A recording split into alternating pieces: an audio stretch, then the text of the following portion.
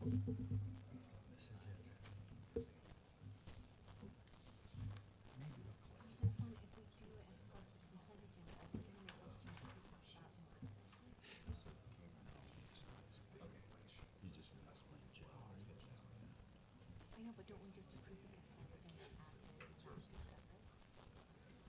can motion to pull one of the things off.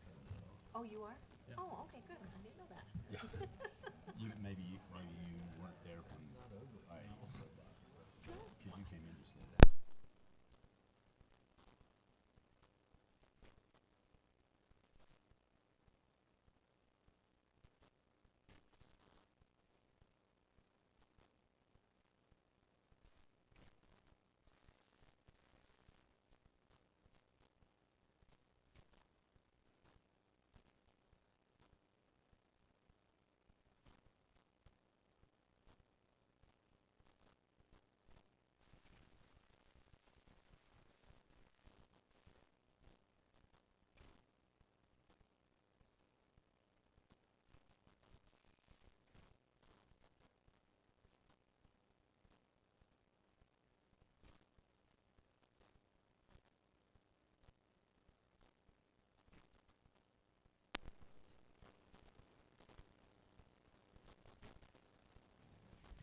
Okay, we'd like to welcome you to our city council meeting tonight. We appreciate your attendance here. We would like to welcome any visitors who are here, and especially youth who are here. We appreciate your attendance.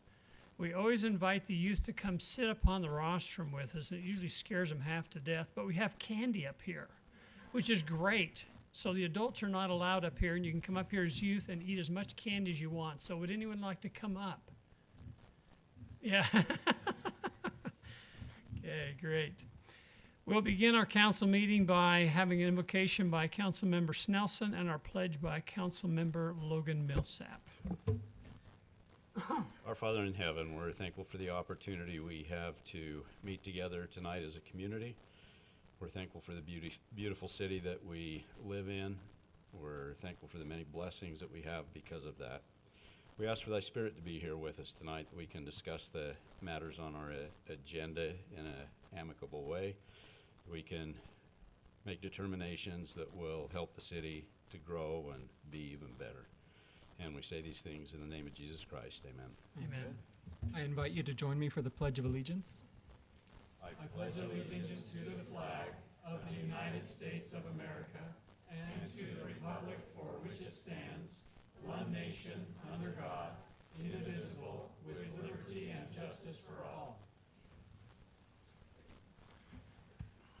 Okay, I need a motion on the agenda. Mayor, I'd like to make a motion to move agenda item number 6 to before agenda item number 1. And I'd like to, in that same motion, move consent agenda item number 3 to the regular agenda. And also a vote on that. And, 3. yeah, and make a vote on it. Okay, all right, I have a motion. I can second that. Okay, we have a motion and a second. Those in favor say aye. Aye. Those opposed. Okay, John, you're on.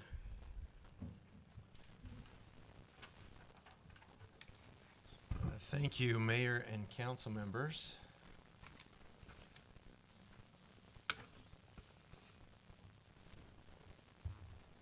This item that's before you is a memorandum of understanding for public infrastructure that's off of exit 261. And so what you have here is that first exit coming from north to south as you come into Springville. You got 1400 north. Currently, the only infrastructure that the city has in this area is a power line, and that power line is for the street lights and also a traffic signal that's located in this area. And so that's the only infrastructure we have. We have recently had the developer who wants to come and put business there, and I've had a lot of excitement. I've heard of a lot of excitement. I really can't do justice for this business, but we do have a fellow Texan here, yes, who could really let the audience know exactly what this is all about. In fact, he's the one that when I first heard about this business, it was from him. fact, you've met the owner, haven't you? Yeah, so there we go. And so what's coming is a Buc-ee's Family Travel Center. And since I have heard of Buc-ee's, I have seen shirts all over the place of Buc-ee's. And it's not just Buc-ee's from Texas, it's Buc-ee's from a number of different places. But they want to come into the Utah area, and they want to make Springville the first move into Utah. And so I'm excited about that. I haven't even stepped into the Buc-ee's Family Travel Center. I think some of you have. But it just seems like a great place. Councilmember Snelson sent an article today to a couple of us that described just how clean and nice and wonderful Buc-ee's is. And so we're excited to have this business come to us. We have somebody from Buc-ee's here tonight that would probably want to talk to you as well. But just back to this MOU, one of the reasons for this MOU is because this area off of 261 is not developed at all. The city does have some responsibility in helping those developments go in, because the business of Buc-ee's is not going to have an impact that would require them to pay for all these different infrastructure. So before you in the MOU is new roads. The city will reimburse Buc-ee's from curb to curb for 50% of the cost of putting 1400 north and 2600 west in. These are arterial streets. They're big streets. It's to help all kinds of different traffic to move through Springville. You can see here in the orange, there will not be a traffic signal going to this area immediately, and the reason for that is we just have kind of a 90-degree turn where people come up and turn right, or come up or turn left. There will need to be a sewer lift station put in the area, not just to serve this business, but all businesses in the area. Underneath the MOU, the city would reimburse Buc-ee's in the amount of $625,000. The city will pay for upsizing costs for sewer and water lines that are above what Buc-ee's needs. There needs to be a bore for a water line to go underneath I-15. The city would reimburse Buc-ee's 100% for that line. As you look over here, the final reimbursement amounts, even though the city, UDOT, and Buc-ee's have all been working together on the infrastructure needed to make this happen and make development open up at exit 261 just west of I-15. We don't have final numbers, and so before that happens, we will put numbers on paper. The resolution before you allows the mayor to execute that agreement as long as the money is budgeted for and is agreed to by our engineers and is within what is supposed to happen here. And so, any questions for me? I'm just here for the MOU. I am excited about Buc-ee's, but since I've never stepped into one, I really can't do it justice. So, Okay, questions for John on the MOU? That's pretty clear. Okay, we've been really grateful to Stan Beard, who's here from Buc-ee's. We appreciate his attendance here, and I don't know if you want to say a few words, but let me just say a few words about Stan. And I'm a banker by trade, so just understand kind of where I come from. Is that no deal's done till the deal's done, and this is an MOU of understanding. No final document has been signed, but we certainly wouldn't get to this point if we didn't have a lot of confidence in them and our ability to be able to finalize this transaction. I've done thousands of transactions with businesses through the years, and I can speak to Buc-ee's ability to be able to be very forthright and straightforward, and it's been a pleasure to work with them. I just say that personally, publicly, for Stan, and I hope that he shares that with the men and women back at his company. So, Stan, you're here. We appreciate you coming in from Texas. If you'd like to take a minute or two, we'd certainly welcome it. So. I am Stan Beard, Director of Development and Real Estate for Buc-ee's, and we're excited to be here. This is, as we all know, it's our first store in Utah, and it belongs here. I have, from the first day that Carla stalked me, taking you guys to the store, working with your staff, who is top-notch. The sellers are a little nutty, but aren't they all? Mm-hmm. We are, you've been to the store. We're going to work on that, John. That's a problem. We are a family travel center. We're the fun store, and if this isn't a fun family town, I don't know what is. So we belong here. We're happy to be here. We're happy to give you a good reason, to spend some infrastructure investment dollars. The return on that investment, I promise you, is going to be better than anyone expects. 200 plus jobs, full time, not part time, full time jobs, 18, 20 bucks an hour, starting wage. That's a walking in wage. That's Mike could come in. And That's more than I make That's, as yeah, mayor. that's more so than yeah. I make. I'm going to go talk to these guys when they get here. sign up sheet in the back.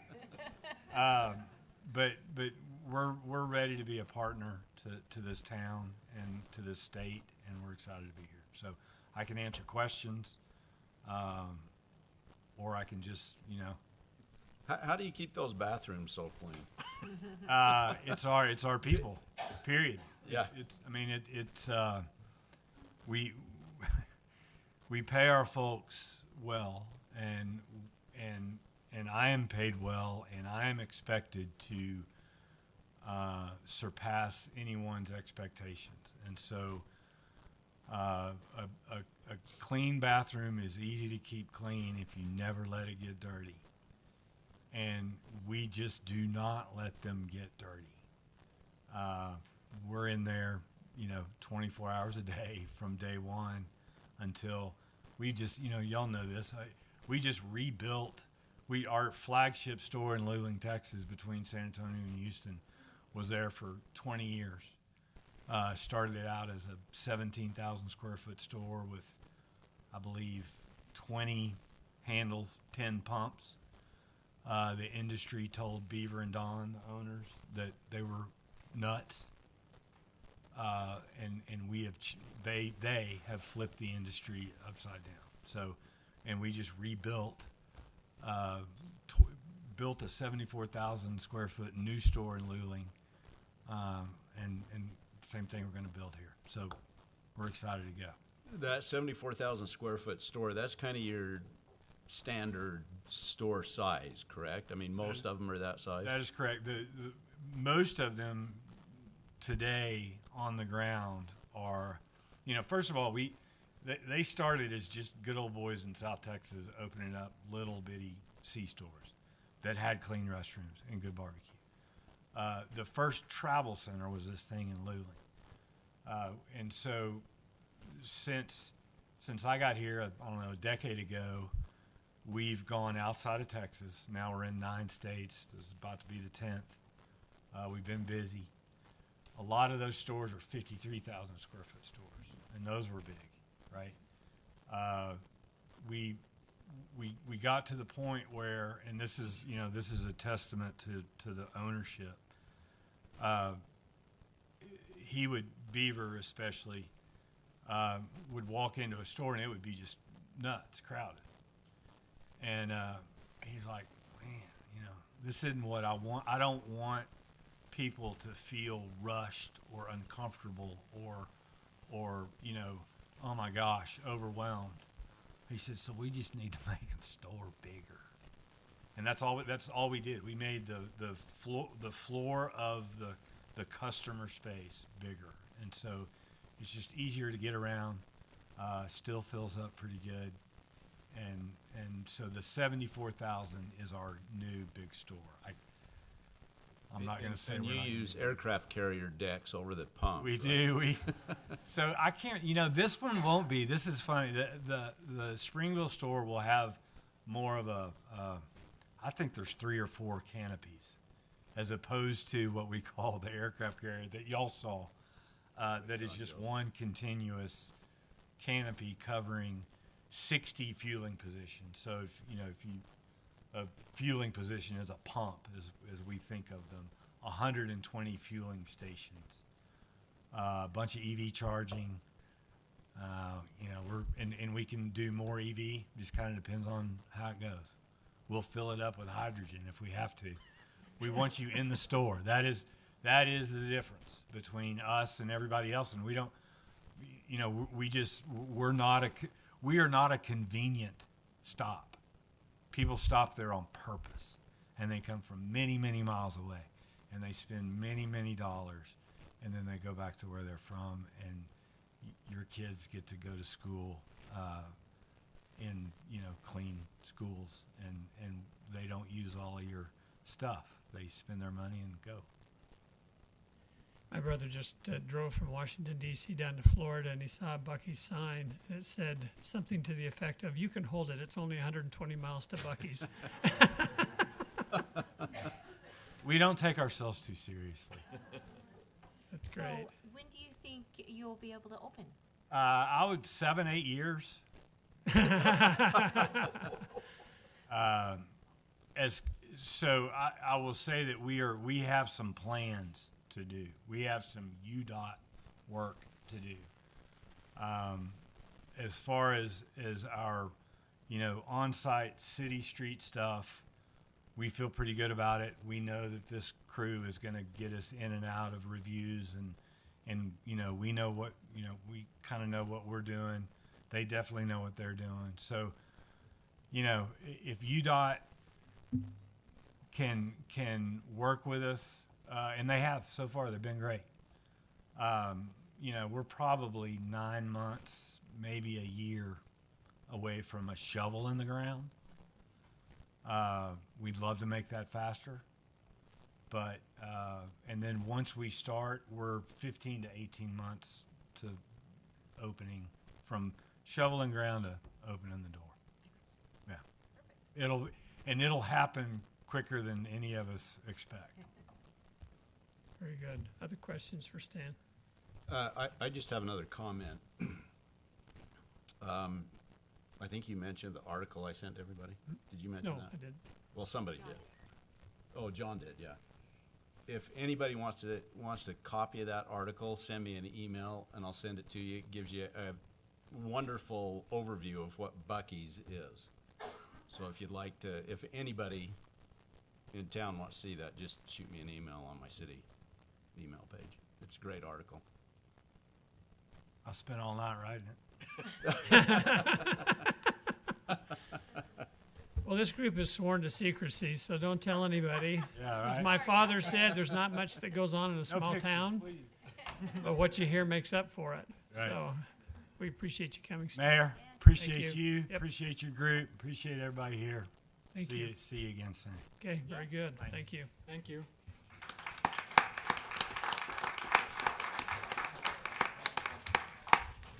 Okay, hold on just a second here. We need to do a vote on the resolution. So, yep. Ma, here's the best part. So I need a motion if there's no further questions. I'll make a motion to approve resolution number 2025-31 and a memorandum of understanding between Springville City and Buc-ee's Limited regarding reimbursements for public improvements associated with needed public infrastructure to be installed west of the I-15 exit 261 in Springville City. Okay, I have a motion. I need a second. Second. Okay, I need a roll call vote. Mike? Yes. Craig? Yes. Jake? Yes. Logan? Yes. Mindy? Yes. There you go. Thank you, Stan. Thanks, Dan. Safe travels. Excited to have you.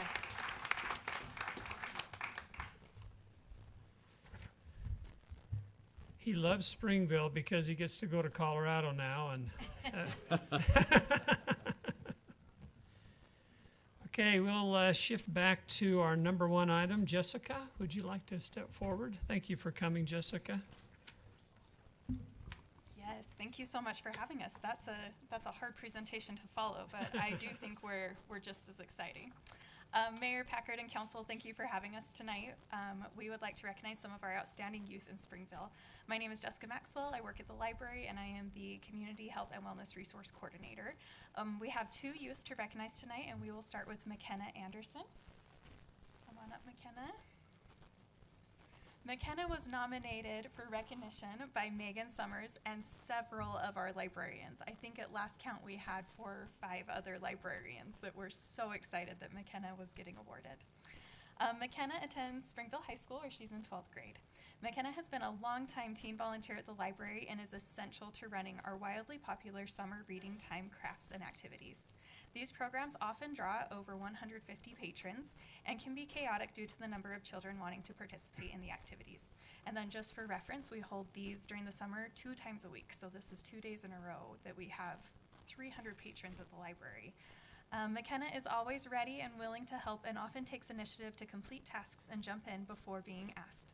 She consistently has a good attitude and quiet strength that makes her especially vital in helping the kiddos. McKenna is kind to all and shows patience and compassion to other volunteers and patrons at all times. She also frequently steps up to help our younger and newer volunteers learn the ropes. For one of our events, the volunteers were asked to dress up to the theme of the event. Though it was a little out of her comfort zone, McKenna showed immense dedication, thoughtfulness, and care by borrowing an outfit to wear to add to the magic and excitement of the event. We recognize McKenna for her time, hard work, dedication, and kindness to our community through her volunteer work at the library. Very good.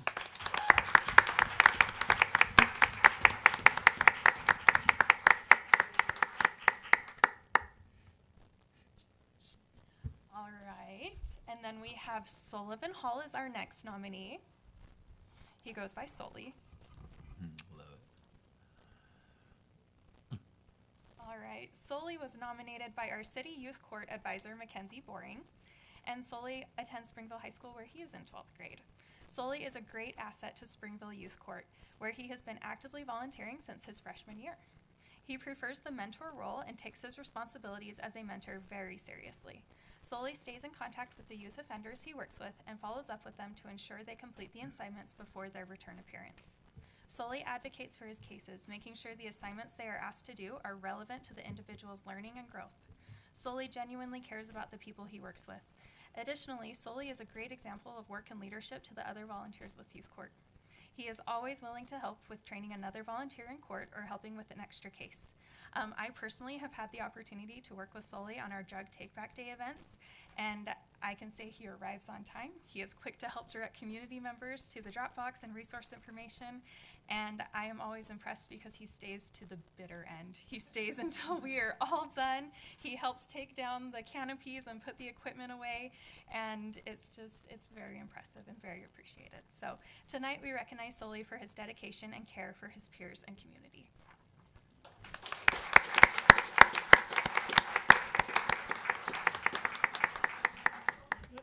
Let's get them both up here and we'll take some pictures. Yep.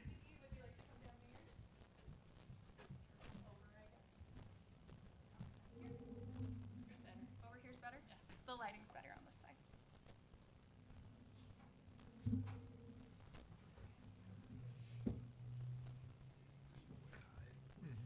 They're under the table.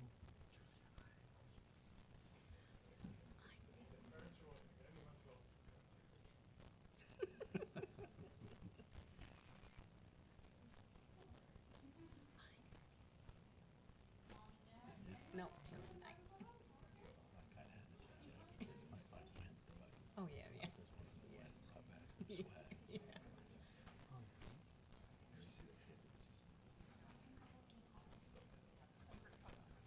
All right, thank you again.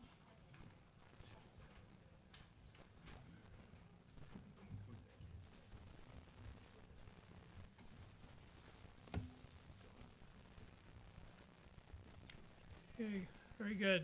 We have a number of public comments, and if we'll just limit our time to 3 minutes, if that would be okay. And again, this is not an interaction with the city council on the rostrum. This is just for the public to be able to come and make a statement. And we welcome it. We want to hear from you. So there's a number of them here for a particular item, so I'm going to try to group them together, if that's okay. Is Jamie Fellows here? Jamie? Okay, would you not come up here? She's the Springville High School PTA president. If you just identify for the record. Okay, my name's Jamie Fellows. I'm the PTO president at Springville High School. So thank you. I've got to read because I get nervous. Thank you for giving the Springville High School Parent-Teacher Organization the opportunity to bring attention to a situation that we feel is very important to our students' safety. We're asking you to please consider adding lights to the crosswalk at the 900 South and 1200 East intersection on the south side of the high school. There have been many near misses where students have almost been hit by vehicles while walking across the crosswalk. One example I witnessed last year, a girl was crossing across the crosswalk, a guy wasn't paying attention, drove straight down, slammed on his brakes just in time to miss hitting her. She literally put her hand down on his car, and which gave me a small heart attack and helped prompted why I'm here tonight. And thankfully it was avoided. But due to construction on Canyon Road, the traffic along 900 South feels a lot more busy than it has been in years past, and cars are now stopping on top of the crosswalk, making the students cross behind cars so that oncoming traffic cannot see them as they are coming across. It makes it even harder for passing motorists to see the students, and what was a concern last year is now quite alarming. As you know, we've lost students recently, and we're just trying to not have that happen again. And we hope that by adding lights, like the ones on the Main Street crosswalk, that our students will be more visible and able to cross safely. With daylight savings time coming up, making darker mornings, stormy days impacting visibility, and other activities such as sporting events, musicals, and concerts, we feel this upgrade is not only good for the students, but for the community as well. We understand that the current building is only going to be in use this year, but that crosswalk is going to stay the same, and the students will still be crossing on it for years to come. So this isn't just a one-time pop your money and it's gone kind of thing. This is asking that this gets done, and we're just asking that it gets moved up, because we are under the understanding that it's going to happen next year, but we're asking that happens this year with the added traffic and such. And this is William Rex. He is student body officer at Springville High School, and he just wanted to share a few thoughts on it as well. Yeah, so I'm just here to kind of reaffirm the thing she was saying about how, because of the added traffic on the Canyon Road, there has been a lot more dangerous close calls on that intersection. And I've had a couple of close friends who live in the neighborhood that crosswalk crosses to get to the high school. And even though it's been there for the last couple of years, the crosswalk sign, when they cross the crosswalk, she would, every morning, especially like she's saying in the winter months, it gets really dark and cars can't really see that far, and she would try and cross, but cars wouldn't really see her coming, and they'd have to slam on their brakes, kind of in the same scenario that she was talking about with another girl. And that was happening to her every morning, and she's one of dozens of children who have to cross that crosswalk every morning. And like she was saying, with the added traffic due to the closing of Canyon Road, there's just a lot of cars coming through there, especially at the end of school days and at the beginning. People are just trying to get in and out there really quickly. They're going way too fast, and they're not really looking for where they're going. And those roads are so packed with parked cars all over the place that they aren't able to see people crossing the road as they could before. So I think a light would really help to be able to let people know, get their attention as people are crossing the street, and really bring a lot of safety. Very good. And you've made a statement. If you'll fill out one of these forms for us, that would be really wonderful. See, it wasn't as bad as you thought, was it? No. That's okay. So what I'm going to do is I'm going to refer you to Brad Stapley. He's right back in a white shirt right there with his hand waved. So he's the one that can address this for you and at least answer lots of these questions. So we appreciate you bringing this. A couple of us live up in this area, so we know exactly what you're talking about. So if you'll grab Brad, he may even walk out with you. So. Yeah, I think just so we're clear on that, I think you have more public comments on a different issue that also involves Brad. So maybe once we get through all public comments, then the staff will meet with whoever wants to. There we go. Okay, if you got a few minutes, then I think we can address this a little quicker. So, all right, thank you. Tim Parker.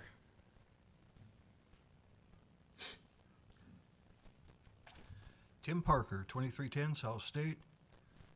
Been there 35 years with a residence and a business. As we spoke by email, Mayor, I live in the MPS heavy industrial overlay zone that was approved several years ago by at least 3 members. And it covers most of 1600 South also, and almost to the boundary, to the Springville city boundary on South State Street from 1600 South. So it covers quite a few hundreds of acres. Little history, before the overlay was approved, I had over 80 signatures of people within the area that didn't want it approved, and of course it was. And to date, only one business has been approved for that overlay. 2 times the council has denied an overlay for those same areas. Director Yost at the time stated that one of the denials that the city was headed in another direction, and what I ask is if no other businesses will be included in this overlay, why should we dangle the carrot in front of any prospective businesses just to tell them no? The council unanimously voted to approve the Dry Creek development plan, everybody here. And that's only a matter of maybe a year now. And in that Dry Creek plan, I see no overlay. I see no possibility of an overlay because I believe they're calling it commercial zones along the frontage road, which is correct. So we have no possibility of an overlay. And I want to know if an overlay was allowed, or as long as this overlay is in place, who's going to build on 1600 South? Who's going to build on State Street again, just to have another concrete crushing, asphalt crushing plant, another concrete batch plant in their backyard? I don't think anybody. So if the city's reasoning to have this Dry Creek development plan approved was to attract, for one, businesses and residential areas, this overlay has no business. And let's see, we don't even have a sewer out that way. There's water to my property and not even any farther south. So we don't have infrastructure there in the first place, which would be nice to have a sewer, I'll tell you that. Mr. Packer wrote me, thank you, that a decision about the overlay will be delayed due to the consultant company that's reviewing the general plan at this time. And this might be appropriate for zoning changes and such that are 5-10 years old because things change. But this Dry Creek development is only a year old at the most. And to say that we're not going to look at that because we have a consulting company looking at the general plan, Buc-ee's was just in here. I don't think that area is zoned for Buc-ee's. And yet, you sure seemed overwhelmed to have them. Okay, we're at 4 minutes, so if you want to wrap it up here in the next few betcha I will. seconds. So, I have seen zoning changes approved almost every council meeting, regardless of the general plan review that's going on, such as the Hobble Creek development, the Hobble Creek properties, such as a large property right to the west of I-15 and 1600 South. There's a consultant review going on. What's going on? How come we're approving this? So I'm asking the council to remove this overlay immediately. I'm prepared to return every 2 weeks if I have to expound on my concerns, and many of the residents and other businesses in the area. And then also, I know there's two of the council members up for election this time, and I plan to address that, make that a campaign issue if I have to. If not, any questions? no, thank you for You coming. We betcha. appreciate it. I'll- You're welcome back anytime. You bet, I'll be back. Thank you.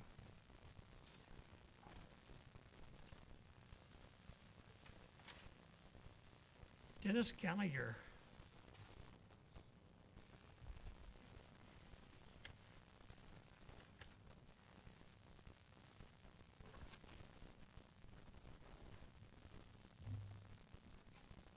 Good evening. First of all, I am excited about Buc-ee's.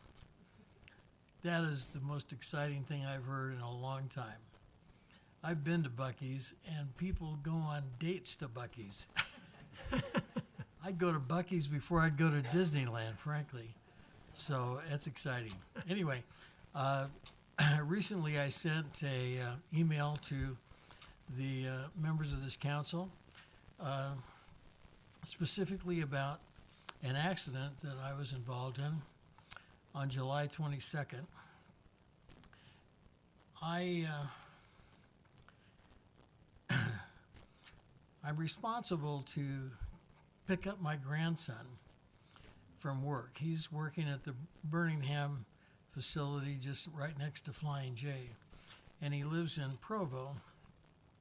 And I pick him up every day because he doesn't have a license or a car. So I've been traveling. I live in the Springbrook Villas, and I go Center Street to 950, up 950 past the park to 900, north to, can't remember what that next street is, and then over on 1000. And I've been doing that now for about 6 months. Pretty much the last 3 or 4 months, the weeds traveling, it's on the, let me think, the northwest corner of 1000 and 1650, right there by that new industrial facility. The weeds just kept getting bigger and bigger and bigger, and to the extent that you can't really see north on that road at 1650. On the 22nd, I looked, as I have every day, and I thought it was safe to go, and I went, and I got T-boned. Result of that is car was totaled. I'm still not like I was. I've had to get hearing aids because of that accident. Interestingly enough, about a week after that accident, all those weeds were cut. Nice, it's great. Looking south, however, there's still weeds there, and frankly, on that entire route from up 950 over to that area, there's weeds grown that are 5, 6, 7 feet tall. There's trees on the north side of 900 that are hanging over, both of which cause cars to move toward the center of that road. So if cars are passing each other, it's really kind of tight. My point is, whether it's the city's responsibility or the owner's responsibility, those areas should not be like that. Those weeds and that growth should be gone. So if it's an owner's responsibility, then somebody needs to let them know that they need to clear it. And if it's a city responsibility, then clear it. Thank So, you. You bet. Appreciate it. We'll let Brad also, if you'll stick around, we'll let Brad also and Lance to help you with that. Maybe Lance can grab him right now, I don't know, but I'm leave that to you guys, so.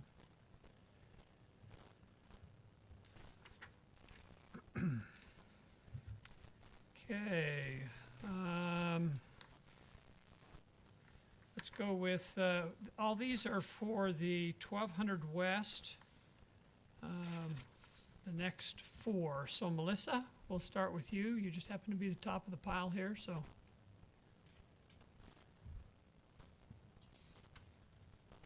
Thank you for your time. The 1200 West Road in our neighborhood from Center Street to 550 North has just been completed.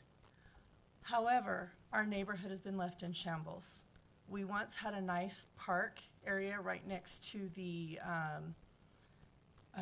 right by the power lines, and now that area is dead grass, weeds,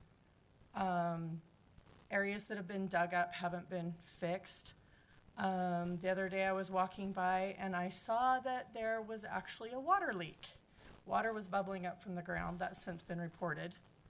But our area that once was a favorite, our community would gather in that area. We would do Halloween carnivals. We would get together as a neighborhood there. Now nobody's using it. It looks terrible. I'm asking that it be restored back to the way it was. Part of our walking paths has been covered with dirt. and nobody's done anything about it. So I'm asking that the city finish your project. I look at the 1200 on the south side of 400 North, and it's gorgeous. There's grass, there's walking paths. That's what we'd like on our side. Thank you. Okay, thank you. Chad?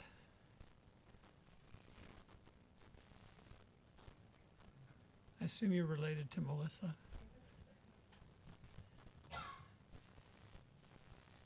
Yes, thank you. And Chad Kidder, we've traded a few emails. A couple of you, I've come and I've shown you around what's the result of the construction. And my big question is, like, what should my expectations be? Because as I've approached the city about this, it's you're upset with the situation. Let's try to make you happy, as opposed to, yeah, we didn't finish the job. We trashed your neighborhood and we haven't cleaned it up. That was breaking the social contract here. So at this point, what is the social contract? When the city does something, what should I expect? Because if it's just, we'll get the basics done and then hopefully nobody complains, and then if they do, well, then we'll do something. It's not really what my expectation of the social contract is here between a city and its citizens. So what is it? Okay, thank you, Chad. Alexis?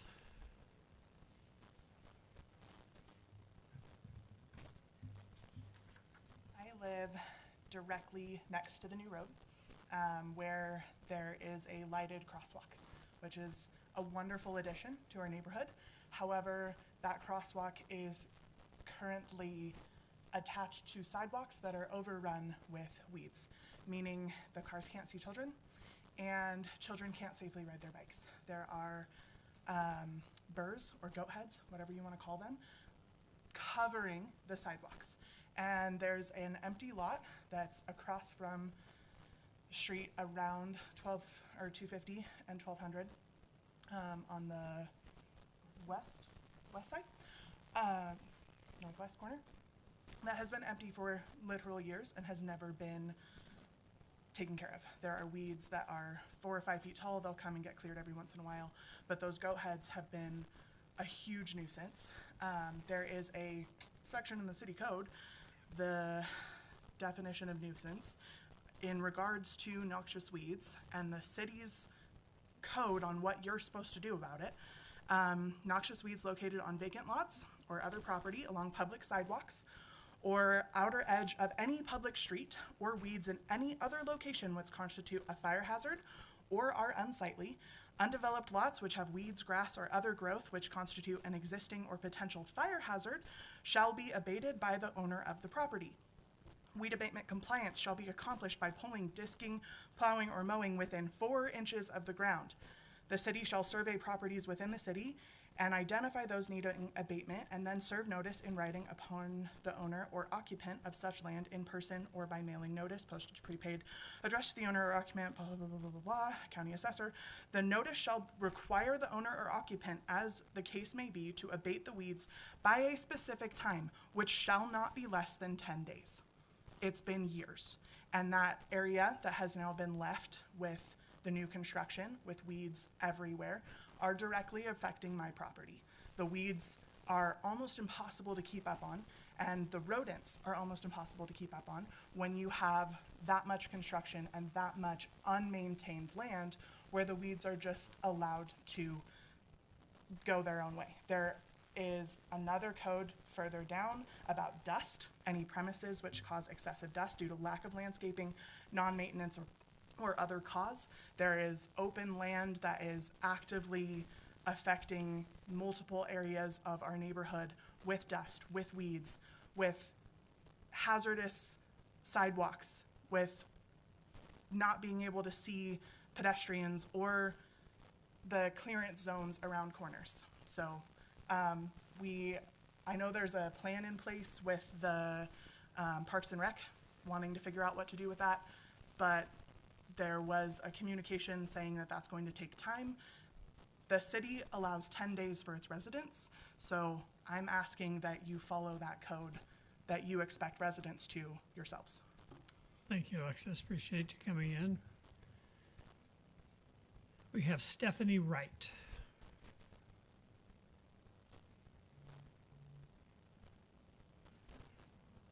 What's that? I feel like a real adult. This is my first time. I remember when I was little, I came with my mom one time, and I'm having like flashbacks. Anyway.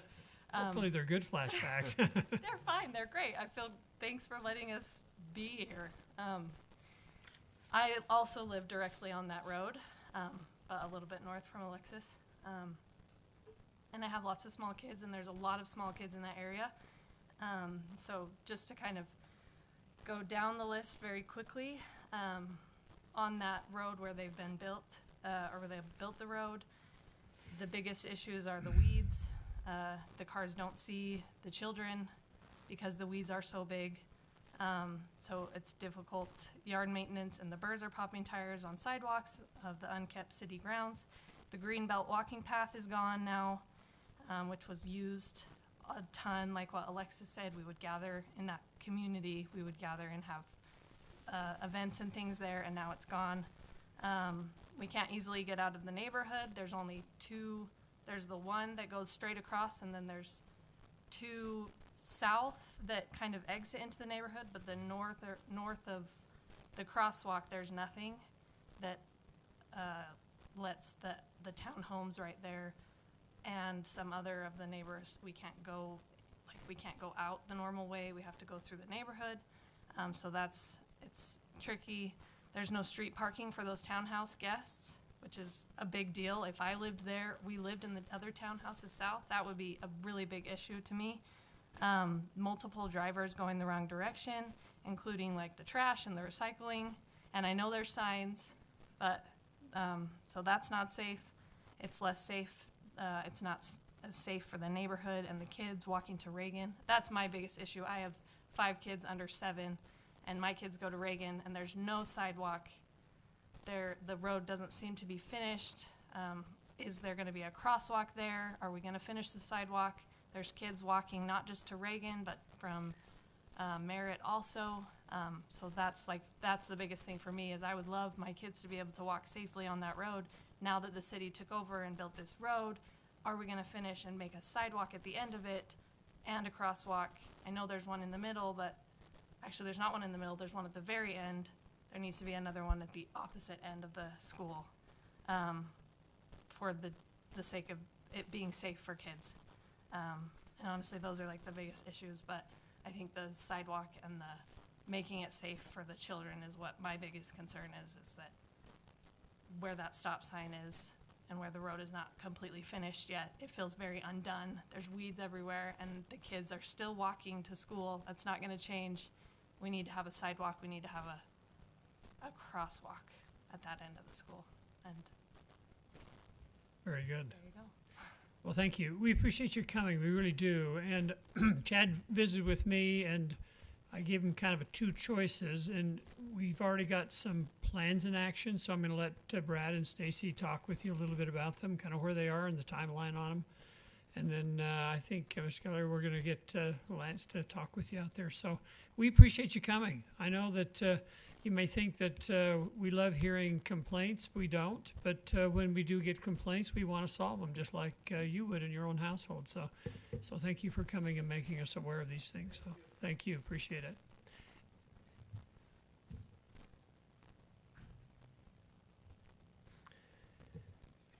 Okay. Let's move to the consent agenda. And I've got one item that's been removed from the consent agenda, number 3, so we're voting on number 2 and 4. Are there any questions on number 2 or 4? Okay, if not, I'll entertain a motion for approval. A motion that we approve the consent agenda minus our item 3. I'll second that. Okay, I think that's just a full vote. Those in favor say aye. Aye. Any opposed? Okay, Scott, let's take item number 3, if that's okay, so that we can address this. So, Mr. Mayor, Mr. Mayor, members of the council, what we have before you is a resolution that's related to the property holdings policy. what this resolution does is essentially establishes your priorities to direct us on the disposition of funds after a land sale. So if we sell a piece of land, it'll direct us as to where they should go, and that would then be officially part of this policy. With that, and we discussed it in the work session, and pretty much stand for any questions you may have. Okay, questions for Scott, or at least any statements that you'd like to make in relationship to it for the public record? Well, I'll just make the same statements that I made at the work session. Please, yep. I'd like to see executive summary after the sale of a property before the annual report comes out. And then I would like to see the utilized in a specific order, just the wording changed to the options listed below or something to that effect. And then I'll make kind of the same comment that I made, which kind of addresses what we heard tonight from the public in terms of nuisance ordinance, which is in this policy, by the way. And you mentioned that you're creating a document, a policy that assigns specific properties to specific departments to maintain, take care of, and that will be forthcoming in January. Is that correct? That is correct. It's part of a report that we owe you. Okay. Sorry, one more thing. On the property acquisition fund, I would just like to say that that would be its own line item in the budget. And Bruce Riddle agrees with that, right? Yep. That's what I'm after. Okay, other questions or comments for Scott? Okay, then I'll entertain a motion on it. A motion that we approve the resolution setting criteria for land holding funds as described by Scott. I'll second. Okay, it's a roll call vote. What was that? Oh, there is a number to it. I just didn't see it here. Okay, 2025-30 on my motion. Okay, need a second? I'll second. Okay, it's a roll call vote. Craig? Yes. Mindy? Yes. Mike? Yes. Jake? Yes. Logan? Yes. Okay, very good. Thank you, Scott.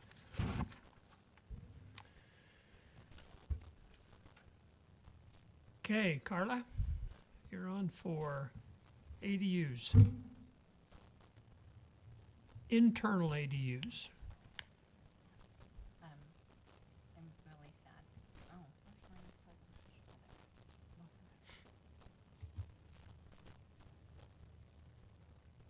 oh my goodness, I'm struggling.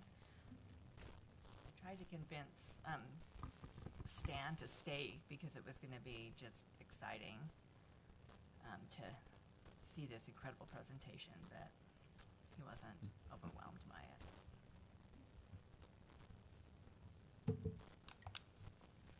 Okay, so in our moderate income housing plan, we have one of our strategies that we chose to include was to create or allow, create or allow for and reduce regulations related to internal or detached accessory dwelling units in residential zones. So the amendment before you tonight is a significant step in that implementation plan. The city took a huge step back in 2020 when we allowed ADUs for all single-family detached in all residential zones. There are not a lot of cities that allow them in all residential zones. We're one of the few, and that has been very well received. So currently, the code for accessory dwelling units, like I said, applies only to single-family detached units.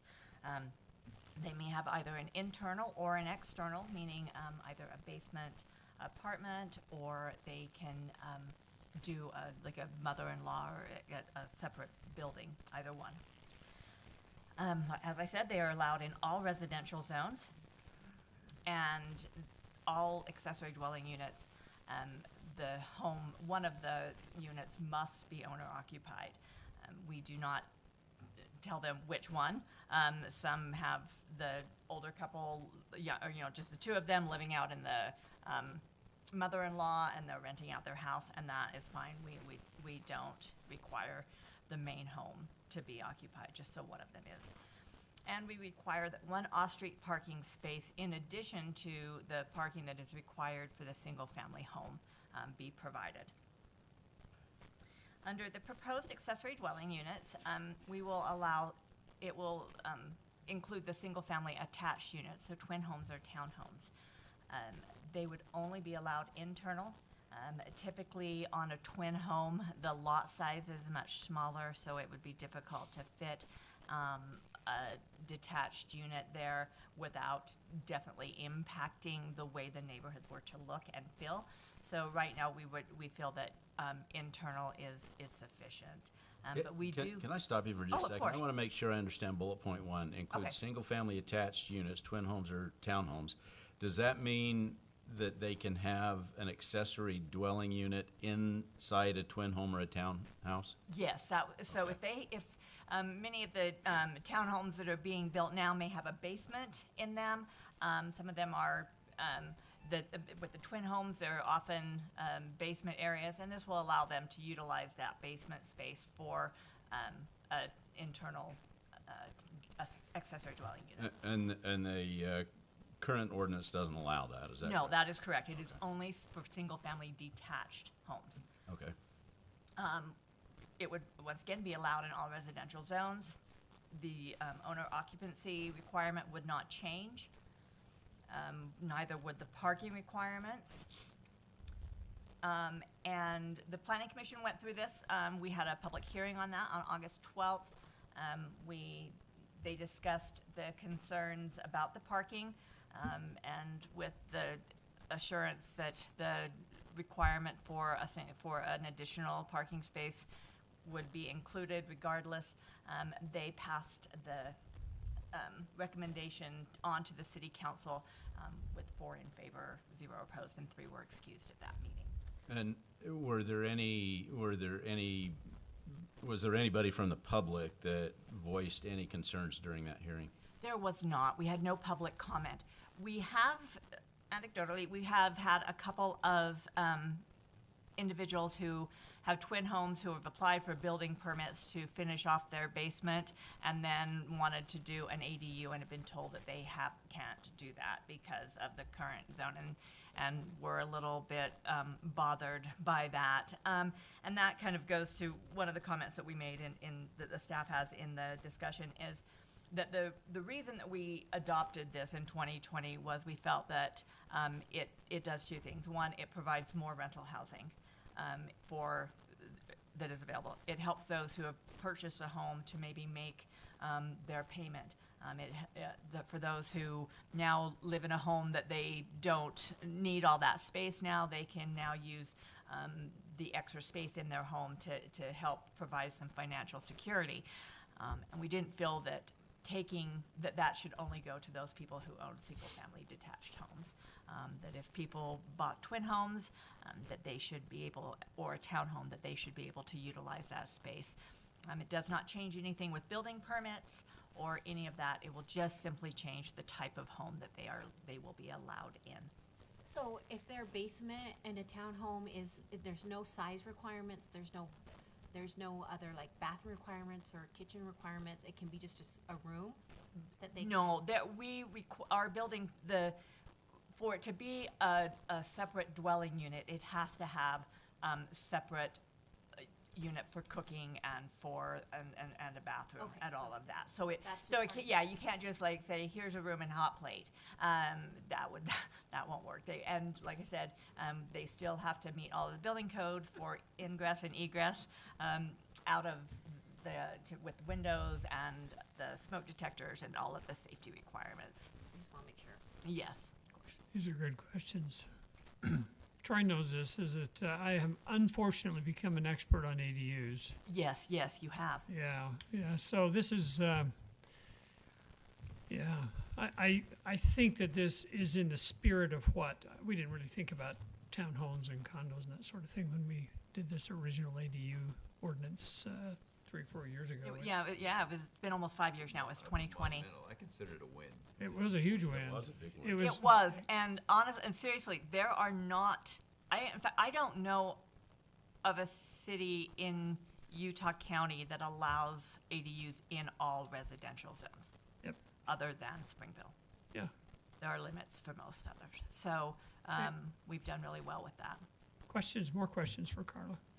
Does the one parking space requirement, I just imagine that's going to be trickier for people who own twin homes and townhomes, just because they already are on smaller lots anyway. So do you see that preventing a lot of these from being built? No, I don't. I don't see that as something that cannot be worked through if they want to put them in. Our requirements for the amount of pervious surface that needs to be maintained allows enough leeway that if they needed to pave a smaller area to add a parking space, that it can be done. And we haven't had that. That has been one of the least addressed things when people have ADUs. That's the one thing they don't really have a lot of problem with. You know, they're more worried about, do I have to have a separate meter? Do I, and all those things that we've been able to lower those regulations as well, and as well as with what the state has required. Love it. Thanks, Carla. Okay, I need a motion Thank you then. very much. I'll motion to approve ordinance number 18, 2025, amending Springville City Code Title 11, Chapter 6, Article 134, accessory dwelling units to allow internal accessory dwelling units in single-family attached dwellings. Have a motion. I will second that. Okay, roll call vote. Jake? Yes. Mindy? Yes. Mike? Yes. Craig? Yes. Logan? Yes. Very good. Thank you, Carla. Just as a side note, again, having learned a lot, I think that there's room on external ADUs, I think that there is certainly going to be some state guidelines in relationship to setbacks and opaque windows and runoff from roofs and that sort of thing. But I just think that we need to be on the forefront of that to protect the integrity of the neighborhood, so that I know that we didn't think about that, and I think that we need to add that to this ordinance just to protect the citizens. I'm not opposed to them, but I think we need to do that. So can you kind of look at that? Would that be? More than happy to take a look at that. Because of the height requirement, Yeah, yeah. Freaking out.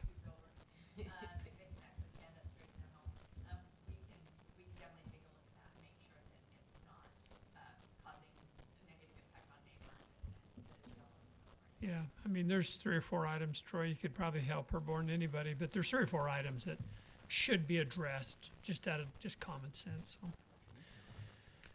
Okay, we have reason for a closed session for property, so I need a motion in relationship to that. I motion that we end this meeting and go into a closed session for property, after which we will adjourn. Okay, I have a motion, I have a second. Roll call vote. Jake? Yes. Craig? Yes. Logan? Yes. Mike? Yes. Mindy? Yes. Okay, thank you very much.